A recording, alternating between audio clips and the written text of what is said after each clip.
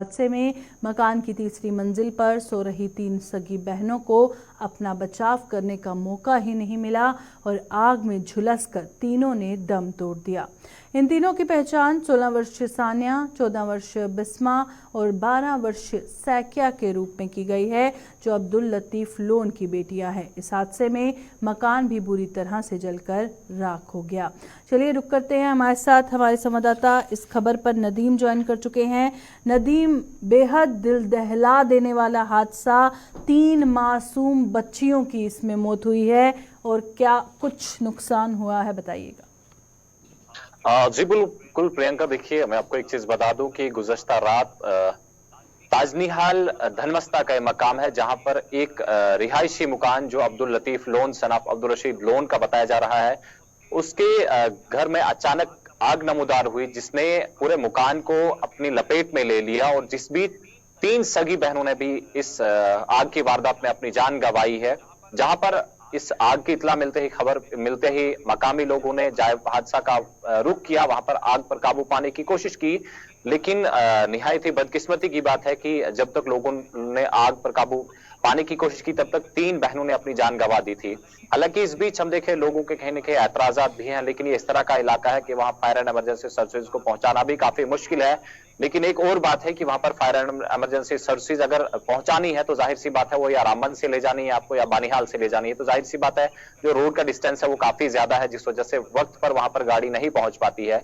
इसके साथ साथ अगर हम एडमिनिस्ट्रेटिव पार्ट पर देखें, एडमिनिस्ट्रेटिव पार्ट पर इस सब पर अब काम किया जा रहा है, यानी इन जो 3 सगी बहनों ने जान गंवाई है उनके आखिरी रसूमात के लिए भी इंतजामिया की तरफ से इमदाद फराहम की जाएगी। और उसके बाद जहां तक हमारे जिला तरक्याती कमिश्नर रामबन से बात हुई है, तो उनका यही कहना है कि रेड क्रॉस के जरिए से और एसडीआरएफ के जरिए से जो भी इमदाद हमसे हो पाएगी, हम जो लीगली जो ज़ाब्ते के तहत होगी वो इन्हें फराहम करेंगे। हालांकि ये चीज बताया गया कि पर हेड जो है 1 लाख रुपए रेड क्रॉस के जरिए से इनकी इमदाद की जाएगी और बाकी भी टेकअप किया जाएगा, लेकिन फिलहाल रेड क्रॉस और एसडीआरएफ के जरिए से इनकी मदद की जाएगी, क्योंकि रिहायशी मकान का नुकसान हुआ है तो जाहिर सी बात है रहने खाने पीने की चीजों की भी काफी किल्लत हो जाती है। तो इस बीच एसडीआरएफ के तहत वहां पर टेंट, कंबल, खाने पीने की तमाम जो भी चीजें हैं वो एडमिनिस्ट्रेशन की जानिब से टीमें फ्रेम की गई हैं, जो इस वक्त जाए हादसा पर पहुंची और वहां पर ये तमाम चीजें लेकर पहुंची है। लेकिन अब देखना यह होगा कि क्या इस तरह के वाकयात हमने पहले भी देखे हैं, चाहे पिछले दिनों की हम बात करें उखड़ाल के अंदर जब 1 दर्जन के करीब दुकानें जो है राख के ढेर में तब्दील हुई थी। उससे पहले हमने साल 2021 के साल में देखा कि खड़ी के मकाम पर भी मार्केट जली। पिछले दिनों हमने देखा बानिहाल के मकाम पर एक बहुत बड़ी मार्केट जो है आग की नजर हुई, और उससे पहले हमने देखा कि पिंगलोगा का मकाम है जहां पर आग की वारदात में इंसानी जानों का कहीं न कहीं ज़िया हुआ। और उसके बाद हम देखें उखड़ाल की जहां बात करें इससे पहले, तो इस तरह की वारदातें हम देखें, चाहे वो नील का आज का जो ये इलाका है, बेहद दिल दहला देने वाला हादसा है, इसका कुछ कारण साफ हुआ है, किस कारण आग लगी?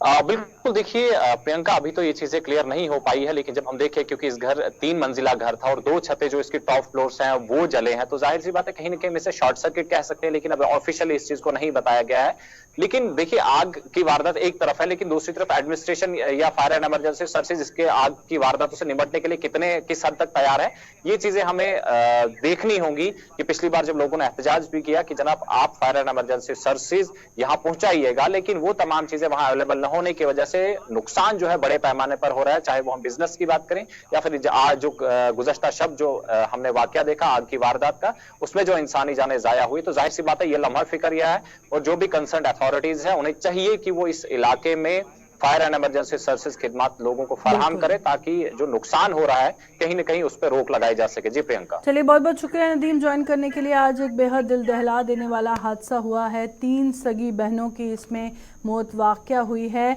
और मकान में आग लगने से ये दर्दनाक मौत 3 मासूम बच्चियों की हुई है। और क्योंकि बहुत दूर दराज का इलाका है तो वक्त पर फायर इमरजेंसी सर्विसेज की जो टीम है वो भी नहीं पहुंच पाई, जिसकी वजह से जो है वक्त पर वो नहीं पहुंच पाई, आग नहीं बुझा पाई और उसके बाद 3 मासूम बच्चियों की इसमें मौत हो गई है। उधमपुर जम्मू हाईवे पर आज सुबह पेश आए सड़क हादसे में 2 मौसेरे भाइयों की मौत हो गई है। यह हादसा तब पेश आया जब ये दोनों युवक एक बाइक पर सवार होकर उधमपुर से जम्मू की तरफ आ रहे थे कि हाईवे पर सलोरा इलाके में बाइक का संतुलन बिगड़ने से वो सड़क किनारे एक खंबे से जा टकराए। इस हादसे में दोनों युवक बुरी तरह घायल हो गए, जिन्हें इलाज के लिए जीएमसी अस्पताल पहुंचाया गया, लेकिन वहां डॉक्टरों ने दोनों को मृत घोषित कर दिया। मृतकों की पहचान 21 वर्षीय रिक्की पुत्र बलवंत राज निवासी वार्ड नंबर 7 उधमपुर और सचिन पुत्र अशोक कुमार निवासी क्रिश्चियन कॉलोनी उधमपुर के रूप में की गई है। दोनों युवक है, एक की पहचान डिक्की वार्ड नंबर 7 निवासी के रूप में हुई है, दूसरा वार्ड नंबर 17 से है। ये दोनों मसेर भाई थे, मासी का बैठा था रिक्की की। ये दोनों प्राइवेट काम ही अपना किया करते थे। रिक्की जो है, जो सप्लाई मोड में आर्मी हॉस्पिटल बन रहा है, वहाँ पे प्राइवेट काम करता था। शाम को ये घर आया है, घर में आने के बाद 9 साढ़े 9 बजे करीब इसने अपने माता पिता को बोला किसी दोस्त का जन्मदिन है, वहाँ पे ये जा रहे हैं, परंतु इसने फ़ोन नहीं रखा है, जिसकी वजह से घर वाले काफ़ी देर वेट करते थे। ये जब नहीं आया तो कोई पुलिस वालों की माने तो कोई 2 बजे करीब ये एक्सीडेंट हुआ है। 2:30 बजे करीब डेड बॉडी उन्होंने ली है अपने हाथ। उसके बाद उधमपुर हॉस्पिटल में कहीं पहुंचाया गया, तो हमें कोई 3:45 बजे करीब पता चला। उसके बाद हमने इनके घर में सूचना दी। जब शिनाख्त हुई तो एक ही शिनाख्त रिक्की हुई और दूसरा नाम नहीं मालूम, पर उसके पिताजी का नाम अशोक है, कैटरिंग का काम करते हैं। उनको मैं भलीभांति जानता हूँ। वो 17 नंबर वार्ड में रहते हैं। इनकी जो डेथ है वो ऑन स्पॉट ही हो चुकी थी।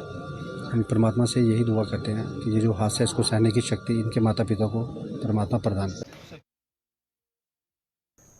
प्रधानमंत्री रोजगार योजना के तहत जम्मू के 100 युवाओं को आज नियुक्ति पत्र सौंपे गए। केंद्रीय मंत्री अश्विनी कुमार चौबे इन युवाओं को जम्मू में नियुक्ति पत्र सौंप रहे हैं, जिनकी नियुक्तियां केंद्रीय सुरक्षा बलों में की गई हैं। जम्मू कश्मीर के साथ साथ देश भर के अन्य राज्यों और केंद्र शासित प्रदेशों में रोजगार मेलों का आयोजन किया जा रहा है, जिनमें 1 लाख नियुक्ति पत्र सौंपे जा रहे हैं। चलिए, हमारे साथ इस खबर पर ज्वाइन कर चुके हैं हमारे संवाददाता अनिल। केंद्रीय मंत्री अश्विनी कुमार चौबे ने इन युवाओं को जम्मू में नियुक्ति पत्र सौंपे हैं और जम्मू के 100 युवाओं को ये नियुक्ति पत्र सौंपे गए हैं, और क्या कुछ अपडेट है? जी अनिल, आप तक आवाज पहुंच पा रही है अनिल? जी बताइएगा, आज जम्मू के युवाओं को नियुक्ति पत्र सौंपे गए हैं और क्या कुछ जानकारी है इस पे? ठीक है, इसमें अगर बात करें तो ये सब कश्मीर में युवाओं को रोजगार प्रदान करने के लिए जो है देश के प्रधानमंत्री की बात करते हैं, तो एक बार फिर से ये आखिरी वो चरण था जिसमें रोजगार मेले के अंतर्गत जो है युवाओं को रोजगार प्रदान किया जा रहा था। लगभग जो है 100 युवाओं को जो है रोजगार जो है वो प्रदान किया गया है। जम्मू की बात करते हैं और यूनियन मिनिस्टर अश्विनी कुमार चौबे जी की बात करते हैं तो वो यहाँ पर मुख्य तौर पर उपस्थित थे और देश के प्रधानमंत्री द्वारा जो है ये नियुक्ति पत्र सौंपे गए हैं। और युवाओं से बात कर जब हमने देखा तो उन्हें ये साफ कहना है कि हमारे लिए सौभाग्य है और हम इंतजार कर रहे थे कि हमें एक ऐसा अवसर प्रदान होगा और कभी सोचा नहीं था कि देश के प्रधानमंत्री जो है उनके द्वारा हमें नियुक्ति पत्र जो है वो सौंपे जाएंगे। तो उनमें काफी ज्यादा उत्साह और जोश भरा माहौल जो है युवाओं में देखने को मिला है। चलिए, बहुत बहुत शुक्रिया अनिल ज्वाइन करने के लिए। अनिल शर्मा हमारे संवाददाता जम्मू से जिस तरह से बता रहे थे, आज 100 युवाओं को नियुक्ति पत्र सौंपे गए हैं। केंद्रीय मंत्री अश्विनी कुमार ने ये नियुक्ति पत्र सौंपे हैं और केंद्रीय सुरक्षा बलों में जो भर्ती हुई है उसमें काफ़ी ज़्यादा जोश और खुशी की लहर युवाओं में देखने को मिल रही है। चलिए, अब बात करते हैं कठुआ की। कठुआ जिले में खैर के पेड़ों की कटाई की गई है और सरकारी अनुमति की आड़ में लकड़ी माफिया सक्रिय हो गया है। इस अनुमति की आड़ में माफिया अपनी जेबें भर रहा है और ऐसे आरोप भी लग रहे हैं कि इस पूरे खेल में सरकारी अधिकारी भी बहती गंगा में हाथ धो रहे हैं। क्या है पूरा मामला, जानेंगे। हमारे संवाददाता थोड़ी देर में हमारे साथ ज्वाइन करेंगे। फिलहाल आपको बता दें कि सरकारी अनुमति की आड़ में माफिया सक्रिय होते हुए नजर आ रहे हैं। हमारे साथ कठुआ से हमारे संवाददाता रंजीव मेहता इस खबर पर ज्वाइन कर चुके हैं। रंजीव, बताइएगा, कठुआ जिले में खैर के पेड़ों की कटाई लगातार जारी है और ये जो माफिया है इस पर कोई एक्शन क्यों नहीं लिया जा रहा? बिल्कुल, ये जो देखिए, ये जो खैर की कटाई का मामला है, क्योंकि पिछले कई सालों के बाद, करीब 2-2.5 दशकों के बाद, सुप्रीम कोर्ट की परमिशन के बाद हमारे इलाके में इस जम्मू कश्मीर के जो कंडी इलाका है वहाँ की खैर की कटाई की परमिशन जो वो मिली थी। इसके लेकर विभाग ने एक रणनीति बनाई थी सुप्रीम कोर्ट की डायरेक्शनों पर। उसकी रणनीति के तहत हर साल कुछ इलाकों में जो पेड़ है कंडी इलाके में, वो पहले गांव चिन्हित किए जाते हैं। उसके बाद वहां के जो कितने पेड़ों की कटाई होनी है वो चयनित की जाती है रेवेन्यू महकमे द्वारा, और फिर फॉरेस्ट विभाग को इसकी डिमार्केशन के लिए, इसके ऊपर नंबरिंग के लिए कहा जाता है। उसके बाद किसानों से एप्लीकेशनें ली जाती हैं और ये सारा प्रोसेस एक फाइल बनकर तैयार होती है। उसके बाद किसानों को इजाजत दी जाती है कि इसकी कटाई की जाए। पर किसानों को यहाँ पर ये माफिया की तरफ से ये किया जा रहा है कि किसानों को घर बैठे ही उनकी एप्लीकेशनों पर साइन करवा लिए जाते हैं, और ना तो रेवेन्यू अथॉरिटी के पास ले जाया जाता है और ना तो फॉरेस्ट के पास परमिशन के लिए ले जाया जाता है। उसके बावजूद जो माफिया है वो औने पौने दामों से किसानों से खैर की लकड़ी खरीद लेता है और अपनी मर्जी से कटाई कर लेता है, जिसके चलते उनका जो माफिया है वो पुलिस के और फॉरेस्ट विभाग और रेवेन्यू के जो छोटे अधिकारी हैं उनके साथ मिली भगत करके ये सारा खेल जो है पिछले कई सालों से चल रहा है। और अब यहाँ इस इलाके की बात करूं, खासकर कठुआ इलाके की, हीरानगर का फॉरेस्ट रेंज है और जहाँ कठुआ का फॉरेस्ट रेंज, यहाँ पर करीब आधा दर्जन से अधिक गांवों में इस वक्त कटाई का काम जो है वो चल रहा है। लेकिन उसके बावजूद कई किसानों की ऐसी समस्याएं सामने आ रही हैं कि उनको किसी को थोड़े पैसे दिए हैं, किसी को एक भाई को पैसे दिए, दूसरे को नहीं दिए। तो इस तरह के मामले जो आ रहे हैं जिसके चलते किसान अपने आप को काफी ठगा हुआ महसूस कर रहे हैं और कई जगह पर अवैध रूप से भी कटाई की जा रही है, चोरी की जा रही है। और जो तस्वीरें चला रहे हैं यहाँ पर जो है ये चोरी की गई है एक जगह से, कि जो मालिक हैं उनको पता ही नहीं है उनकी पेड़ कौन काट रहा है। तो इस तरह का धंधा जो चल रहा है, क्योंकि जो खैर की लकड़ी है इसकी काफी डिमांड है, काफी दवाइयों में ये पड़ता है और काफी जगह ये इस्तेमाल होता है। खैर का जो कत्था निकलता है और इसको लेकर इसकी जो कीमत है मैं बताऊं प्रियंका कि वो जो ओपन मार्केट में 5 से 6 हजार रुपए के क्विंटल के इसकी लकड़ी की कीमत है, लेकिन किसानों को 2,2500 रुपए से अधिक नहीं दिया जाता, जिसके चलते किसानों के साथ छल किया जा रहा है। जी बहुत बहुत शुक्रिया रंजीव हमारे से ज्वाइन करने के लिए। रंजीव मेहता इस खबर पर जानकारी दे रहे थे। जिस तरह से कठुआ जिले में खैर के पेड़ों की अंधाधुंध कटाई चल रही है और सरकारी अनुमति की आड़ में लकड़ी माफिया जो है सक्रिय नजर आ रहा है, जिस पर कोई भी एक्शन अभी तक नहीं लिया गया। सरकारी स्कूल अब तीसरी आंख की निगरानी में रहेंगे। सरकारी स्कूलों में सीसीटीवी कैमरे लगाए जाएंगे और पहले चरण में इसके लिए 20 स्कूलों को चिन्हित किया गया है। सीसीटीवी कैमरे लगने के बाद इन स्कूलों में होने वाली हर गतिविधि का पता चल सकेगा और इससे इन स्कूलों में होने वाली पढ़ाई से लेकर टीचरों की उपस्थिति के बारे में भी जानकारी मिल पाएगी। तो एक बेहद अहम कदम जो उठाया गया है। सरकारी स्कूल जितने भी हैं उसमें अब सीसीटीवी कैमराज होंगे। अब जैसे शिकायतें बहुत ज़्यादा रहती हैं कि कई जगह पर पढ़ाई नहीं होती है, कई जगह पर टीचर्स उपस्थित नहीं होते हैं। अब जब सीसीटीवी लगेगा, ट्रांसपेरेंसी के साथ जो माहौल बनेगा, बेहद बहुत ज़्यादा बदलाव आएगा। चलिए हमारे साथ हमारी संवाददाता शिल्पा शर्मा जम्मू से ज्वाइन कर चुकी हैं। शिल्पा, एक बेहद अहम कदम इसे माना जाएगा। गवर्नमेंट स्कूल में जब सीसीटीवी कैमरास लगेंगे, सबसे पहले तो ये बताइएगा कि कौन से स्कूल्स हैं जिन्हें चिन्हित किया गया है सबसे पहले?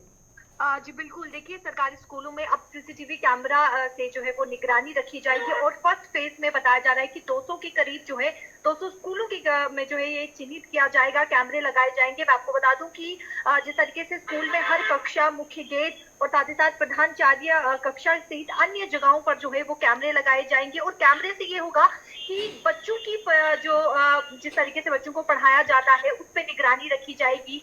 बच्चों को किस प्रकार से पढ़ाया जा रहा है, किस प्रकार से शिक्षा दी जा रही है और उस प्रकार से पूरी तरीके से जो है वो निगरानी रखी जाएगी और बेहद ही बेहतरीन कदम है बच्चों के लिए और साथ ही साथ टीचर्स के लिए भी, ताकि उन पर भी जो है वो कैमरे के द्वारा जो है वो निगरानी रखी जाएगी। और जिस तरीके से इसमें बात करें तो 10 करोड़ रुपए योजना पर जो है वो खर्च किए जाएंगे और लगभग इस परियोजना की मैं बात करूं तो दिसंबर 2025 तक पूरा होने का लक्ष्य जो है वो बताया जा रहा है। और जिस प्रकार से फर्स्ट फेज में जो है वो 200 स्कूल बताए जा रहे हैं, 200 स्कूल चिन्हित किए गए। हालांकि ये कौन से स्कूल रहेंगे, कहां पर रहेंगे, इसकी जानकारी अभी तक सामने नहीं आई है, लेकिन बेहद ही अच्छा कदम है ताकि जो बच्चों की बात करें, शिक्षा किस प्रकार से दी जा रही है, बच्चों को पढ़ाया जा रहा है या नहीं पढ़ाया जा रहा है, तो उस पर भी भी निगरानी रखी जाएगी और साथ ही साथ जो टीचर्स हैं उन पर भी जो है वो निगरानी रखी जाएगी। बहुत बहुत शुक्रिया शिल्पा ज्वाइन करने के लिए। शिल्पा जैसे बता रही थी और जाहिर तौर पर बहुत बड़ा बदलाव गवर्नमेंट स्कूल्स में देखने को मिलेगा। फिलहाल कुछ स्कूल चिन्हित किए गए हैं, धीरे धीरे सभी सरकारी स्कूलों में सीसीटीवी कैमराज लगाए जाएंगे, जिससे जो शिकायतें आती हैं, बच्चों की पढ़ाई कहीं ना कहीं सफ़र होती है, अब ट्रांसपेरेंसी का माहौल बनने से वो दूर होगा। डेमोक्रेटिक प्रोग्रेसिव आज़ाद पार्टी के चेयरमैन व पूर्व मुख्यमंत्री गुलाम नबी आज़ाद ने जम्मू के जीएमसी का दौरा किया है और इसी दौरान उन्होंने पिछले दिनों पाडर सड़क हादसे में घायल हुए लोगों से मुलाकात कर डॉक्टरों से उनका हालचाल जाना है। उन्होंने कहा कि देश में सबसे अधिक सड़क हादसे चिनाब रीजन में पेश आ रहे हैं, जिसका मुख्य कारण ओवरलोडिंग है। गाड़ियों में क्षमता से अधिक सवारियों को बिठाया जाता है, जिससे आए दिन हादसे पेश आते हैं।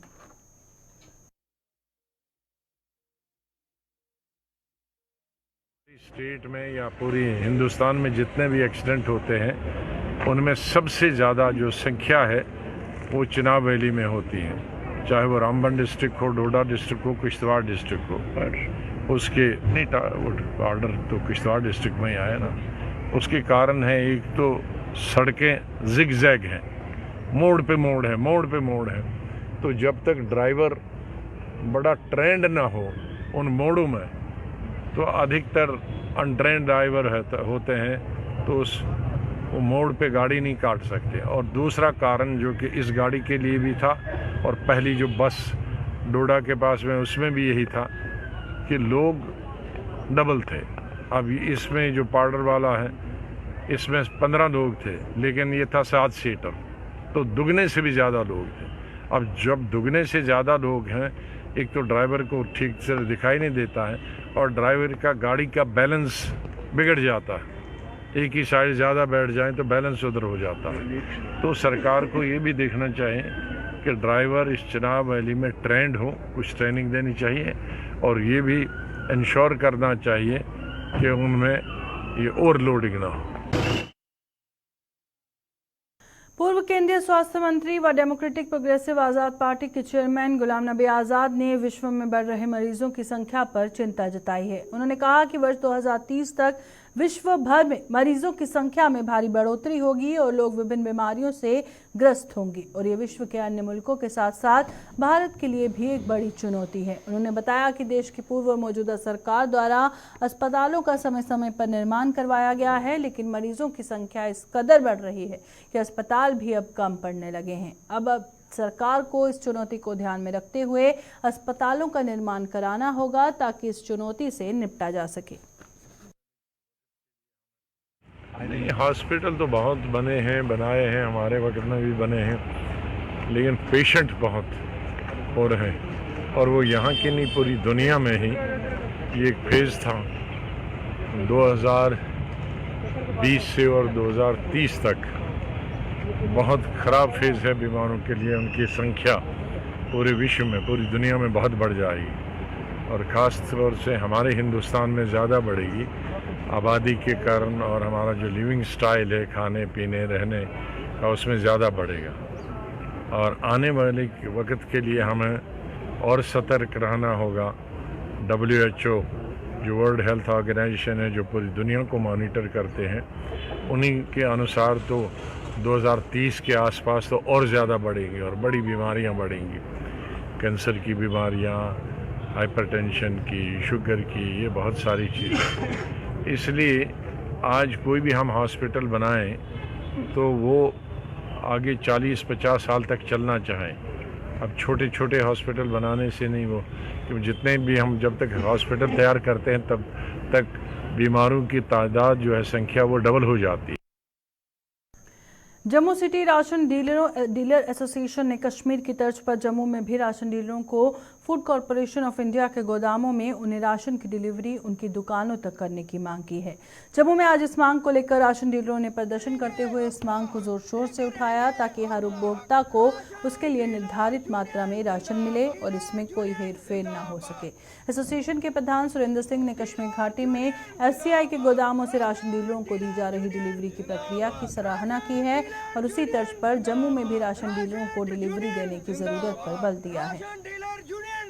जिंदाबाद। राशन डीलर यूनियन जिंदाबाद। राशन हमारे जम्मू में भी हम सरकार से ये विनती करना चाहते हैं कि जो आपकी मंशा है हम कंधे से कंधा मिला के उसको लागू करवाएंगे और राशन कार्ड होल्डर को उसका हक देंगे। 1 भी किलो राशन लोगों को कम नहीं मिलेगा, पूरा राशन मिलेगा। मगर मेरी सरकार से ये विनती है, कुछ लोग नहीं चाहते कि डोर स्टेप डिलीवरी अच्छी तरह से लागू हो। इसको लागू करने का एक ही सही तरीका जैसे कश्मीर में लागू हुआ, डोर स्टेप डिलीवरी के तहत डायरेक्ट राशन लोगों को फूड कॉर्पोरेशन ऑफ इंडिया से पहुंचाया जा रहा है। उसी तर्ज पर हमें भी जम्मू में भी हमारा राशन डीलर को फूड कॉर्पोरेशन ऑफ इंडिया से डायरेक्ट राशन डिपो पे आए। और हम सरकार को ये विश्वास दिलाना चाहते हैं, जो आपने सपना देखा है लोगों को पूरा राशन देने के लिए, गरीब लोगों को जो कई बार उनको राशन नहीं मिलता या कम मिलता है, वो कदापि नहीं होगा, बिल्कुल नहीं होगा। यूनियन सीमावर्ती क्षेत्र रामगढ़ में नहरों की सफाई न होने के कारण किसान वर्ग बेहद चिंतित है। किसानों का आरोप है कि सिंचाई विभाग नहरों की सफाई के नाम पर मात्र खाना पूर्ति कर रहा है। किसानों के मुताबिक D10 और D11 रामगढ़ सेक्टर की मुख्य नहरें हैं, लेकिन सिंचाई विभाग के उदासीन रवैये के कारण ये नहरें अब गंदे नाले में तब्दील हो चुकी हैं और यही हाल छोटी नहरों का भी है। नहरों की सही ढंग से साफ सफाई ना होने के कारण उनके खेतों तक पानी नहीं पहुंच पा रहा, जिससे उनकी खेती बाड़ी बुरी तरह से प्रभावित हो रही है। लाइफ लाइन कहलाए जाने वाली नहरों की हालत अगर देखूं, मैं अगर बात करूं सांबा जिला की या बीएपुर जहाँ जो प्रगतिशील किसान जहाँ रहते हैं रामगढ़ क्षेत्र की, जो तो उसमें अगर D10 और D11 नंबर नहर की मैं बात करता हूँ, पूरी नहर जो है वो जंगल का रूप धारण किए हुए है और सफाई के नाम पर हर वर्ष किसानों से धोखा होता है। कुछ ऐसी जगह को चिन्हित किया जाता है संबंधित विभाग द्वारा और ठेकेदारों के मिली भगत के साथ JCB से उसी जगह की बार बार सफाई की जाती है। जब भी मार्च महीने जैसे सरकार कहती है कि अप्रैल महीने पर पानी छोड़ा जाएगा और उसी जगह की सफाई करके खाना पूर्ति, सिर्फ हम कह सकते हैं कि JCB मशीन से खाना पूर्ति की जाती है और बाद में पैसे जो है वो निकलवा लिए जाते हैं। लेकिन जो नहरों की हालत है उसको देख कर टेल एंड तक पानी पहुंचना जो है वो बड़ा मुश्किल है। सुखदेव चौधरी कन्वीनियर जम्मू कश्मीर किसान यूनियन। मैं एक अपील करना चाहना किसानों की तरफ, और मैं खुद भी किसान कि जेड़ा किसानों की हालत जी है गौरमेंट प्रयास करती भी कि किसानों की हालत जी सुधरे, लेकिन जेडे थल्ले सतर पर लोग ने वो कोई भी अमली जामा नहीं पहनाए दे सी।